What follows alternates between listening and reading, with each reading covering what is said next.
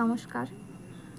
আশা করি তোমরা থাম্বনেল দেখে সব কিছু বুঝতেই পারছো আমি কী নিয়ে কথা বলবো। তো এটা সবার জানা দরকার, আর আমি এক্সপিরিয়েন্স করেছি বলেই তোমাদেরকে ভালোভাবে মনে হয় আমি ভালো করে বলতে পারবো। তো প্রথমে বলে রাখি,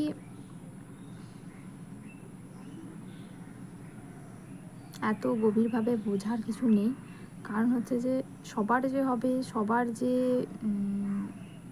এই মধ্যে দিয়ে যেতে হবে তার কোনো মানে নেই, বাট হতে পারে। তুমি প্রথমে হলে কি কি স্টেপ নেবে, তো আমি সেই সম্বন্ধে কথা বলবো। অবশ্যই আমি কথা বলছি মাইগ্রেন। তুমি প্রথম লক্ষণে কি করে বুঝবে এটা আমার মাইগ্রেন, আর মাইগ্রেন হলে তুমি কি কি অ্যাভয়েড করে চলবে, মানে যেগুলো তোমার করা উচিত নয়, ঠিক আছে? তো ফার্স্ট হচ্ছে মাইগ্রেন হচ্ছে কী করে তুমি বুঝবে। তো প্রথমে আমার এক্সপিরিয়েন্স, আমি প্রথমে বুঝতাম না যে আমার এটা মাইগ্রেন। প্রথমে নর্মাল তোমার প্রথম লক্ষণ হচ্ছে মাথা যন্ত্রণা। তো প্রথম লক্ষণ হচ্ছে তোমার মাথা যন্ত্রণা। তো মাথা যন্ত্রণা হলেই যে তোমার মাইগ্রেন হবে এমন নয়। আমার প্রথমে মাথা যন্ত্রণা নর্মাল হতো, আমি নর্মাল গ্যাসের ট্যাবলেট খেতাম। যদি ভালো না হতো তো গ্রামের দোকান থেকে স্যারিডন কিনে খেতাম। তো স্যারিডন খাওয়ার জন্যই আমার বেসিক্যালি ওটা বেড়ে গেছিলো। তো স্যারিডন খেলেই যে মাইগ্রেন বেড়ে যাবে তার কোনো মানে নেই। তুমি মাইগ্রেন হচ্ছে কী করে সেটা বুঝতে হবে তোমাকে।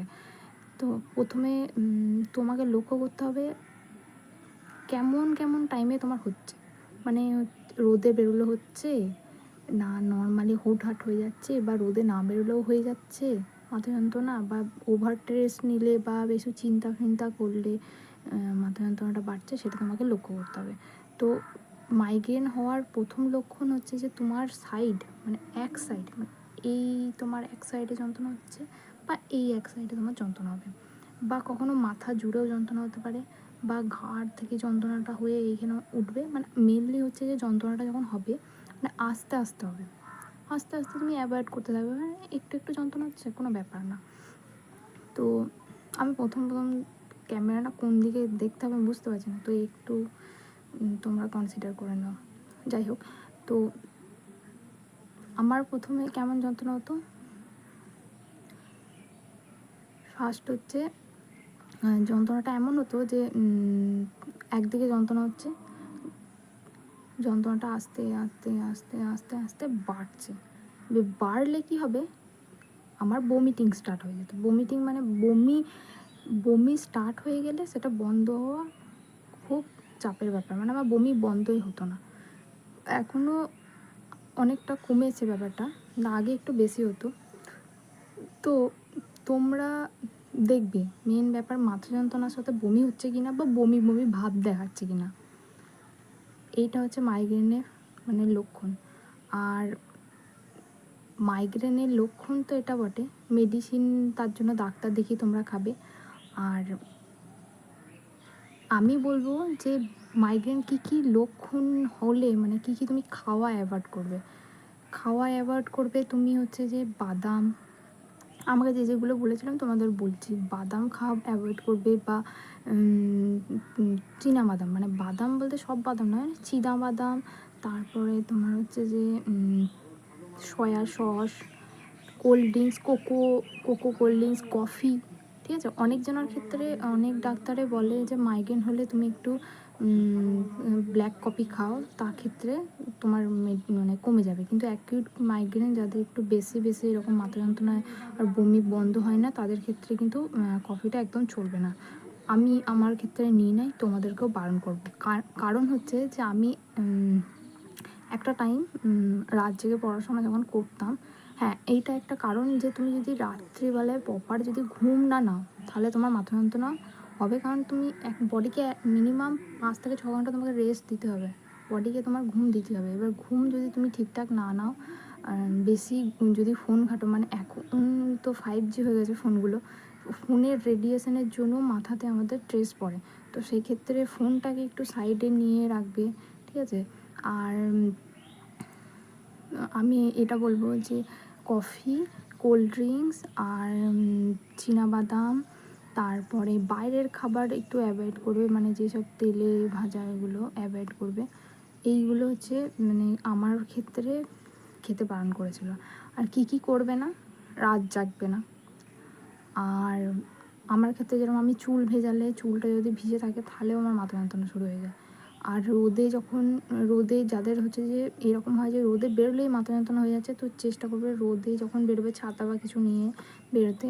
আর হচ্ছে যে তোমার হচ্ছে যে যখনই মাথা যন্ত্রণা হবে, তুমি ভাবছো যে আমার স্টার্ট হয়ে গেছে হালকা হালকা, তখনই চেষ্টা করবে একটা নর্মাল একটা গ্যাসের ট্যাবলেট খাওয়া আর খাবার খাওয়া বেশি করে। হ্যাঁ, আরেকটা বেশি করে যে বডিতে আমাদের যদি জল না দাও সেক্ষেত্রেও কিন্তু প্রবলেমটা বেশি দেখা দিতে পারে। তো আমি এটাই বলবো যে মাইগ্রেন যদি বুঝতে পারো, মাইগ্রেন কী নিয়ে হয় আমি বললাম। মাইগ্রেনটা যখন তুমি বুঝবে আমার এক সাইড যন্ত্রণা হচ্ছে, মানে দু সাইডে যন্ত্রণা হলে সেটা ব্যাপার।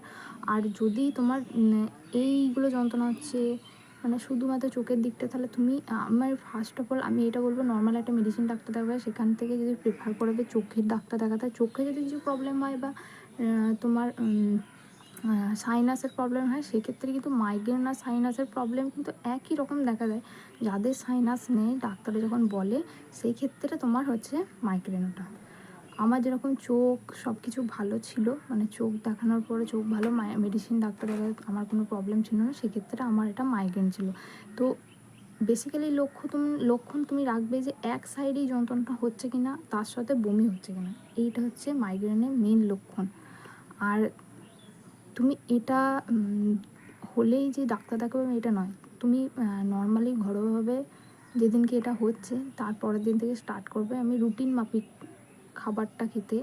রুটিন মাফিক মানে নিয়ম মাফিক চলতে, মানে কীরকম বলছি, সকালবেলা উঠলে একটু বেশি করে জল খেলে, একটু বাইরের আবহাওয়াতে গেলে, তারপরে গ্যাসের প্রবলেম যাদের থাকে বা তাড়াতাড়ি গ্যাস পাম্প করে যায় তাদের ক্ষেত্রে একটু গ্যাসের ট্যাবলেট খেয়ে সকালটা স্টার্ট করলে, আমি বলছি না ডেলি করবে, মানে 2-3 দিন এরকম করতে করতে তুমি খাবার দাবার ভালো ঘরের খাবার দাবার খাবে আর ভালো করে ঘুমাবে। চোখের ক্ষেত্রে আমি বলবো বেশি লাইটে বা ফোনটা বেশি ইউজ করবে না, মানে বেশি লাইট দিয়ে। অবভিয়াসলি বাইরে বেরোলে সেটা ঠিক আছে, ঘরেতেও আমি বলবো যে একটু কম লাইট দিয়ে তুমি ফোনটা ইউজ করো। আর ঘুমানোর সময় একটু তাড়াতাড়ি ঘুমানোর চেষ্টা করো, সেক্ষেত্রে কিন্তু মাইগ্রেনটা কমে যাবে। আর যাদের হয়ে গেছে তাদেরকেও এই রুটিনটাই কন্টিনিউ করতে হবে। তো আমি চাইবো যাদের এটা যাতে না হয়, কারণ এটা প্রচণ্ড কষ্টকর। তুমি ডাক্তার দেখাবে, এমআরআই করবে, সিটি স্ক্যান করবে, কোনো জায়গায় ধরা পড়বে না। ফ্যাক্ট হচ্ছে এটাই। লোকে ভাববে যে তুমি বেকার বকছো। এমন একটা রোগ, মানে মাইগ্রেন হচ্ছে মানে বাংলায় আগেতে ওটাকে বলতো আধ কপালে। এর কোনো মানে মেডিসিন হয়েছে মানে একটুখানি তোমার মানে কিছুক্ষণে যেন তোমার যখন হবে তোমার মাথা যন্ত্রণা ঠিক করে দেবে, কিন্তু যখন হবে যে কবে ভালো হবে কোনো ব্যাপার নেই, কতদিন যে থাকবে তারও কোনো ব্যাপার নেই। তো এই কষ্ট তোমার কাউকে বোঝাতে পারবে না। আর যেদিন তুমি এরকম মাথা যন্ত্রণা নিয়ে বমি নিয়ে করবে, মানে কষ্ট পাবে, তারপরে আর যেদিন তোমার এইরকম মাথা যন্ত্রণা হবে, বমি হবে, সেদিন তোমার শরীরটা এমনি ক্লান্তি থাকবে, তার মনে হবে যে তুমি মরেই যাবে এবার, এত কষ্ট হবে তোমার। আর মেন ব্যাপার কী বলতো, সবাই এটা বুঝতে চায় না যে তোমার মাথা যন্ত্রণা হচ্ছে, এটা নর্মাল ব্যাপার, কোনো ব্যাপার না, কিন্তু যে এটা যে কত কষ্টকর যাদের হয়েছে তারাই জানবে। আর আমি এটা নিয়ে তোমরা যদি চাও ডিটেলসে আরও বলতে চাই, তো তোমরা কমেন্ট, লাইক অ্যান্ড শেয়ার করো, সাবস্ক্রাইব করো আমার ছোট্ট চ্যানেল। তো তোমরা যদি জানতে চাও তোমরা কমেন্ট করো, আমি আবার বলবো। নমস্কার।